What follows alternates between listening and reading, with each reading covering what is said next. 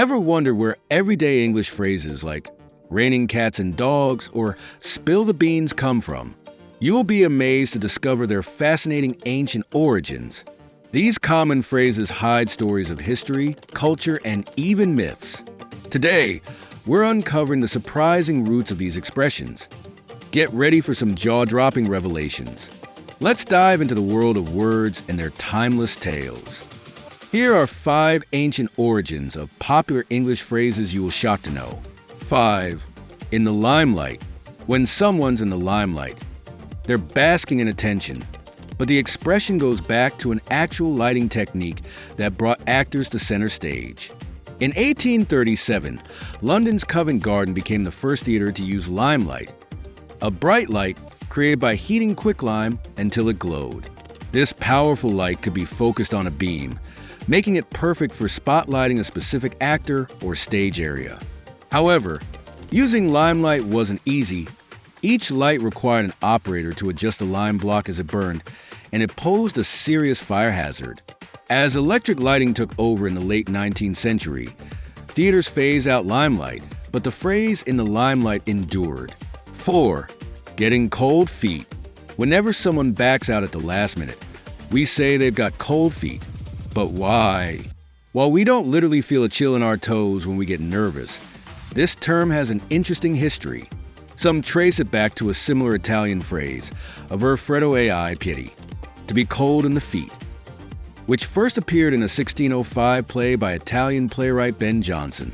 Here, it didn't mean fear but rather a lack of money, as cold feet represented a loss of resources or confidence.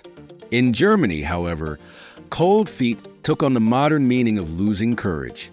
By the late 1800s, German card players would leave poker games, citing "Kalt must be common, getting cold feet," when their luck turned sour. By World War I, cold footers was even used as a term for soldiers who avoided combat.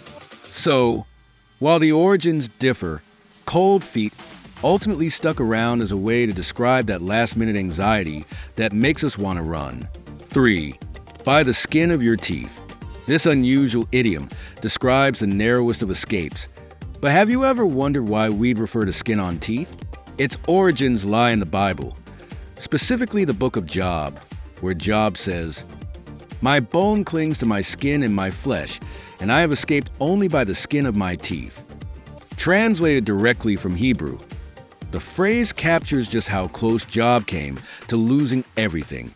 Scholars have puzzled over this line, with some suggesting it could mean Job was left with only his lips or gums intact.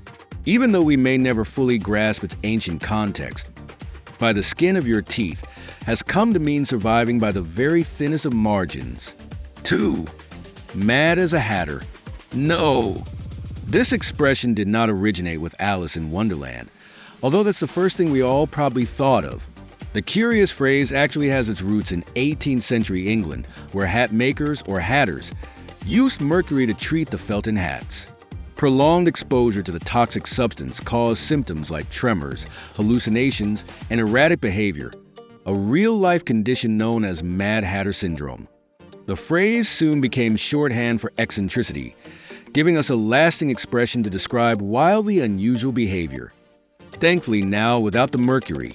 1. The acid test. The catchphrase "acid test" refers to any challenging measure of authenticity, but it has an indirect connection to fool's gold. Originating during the 19th century California gold rush, prospectors used nitric acid to test metals.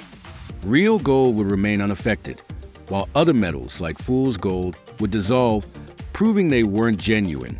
Interestingly, the term had already been used figuratively as early as 1845, with one Wisconsin newspaper saying a politician could stand the acid test. Beyond gold, acid test has found its place in the modern world. It's used in web development to check browser standards compliance, and in finance to gauge business liquidity. And in the 1960s, it even became slang for LSD experiments, owing to the drug's nickname, acid. That's a wrap for today. Follow us for more facts.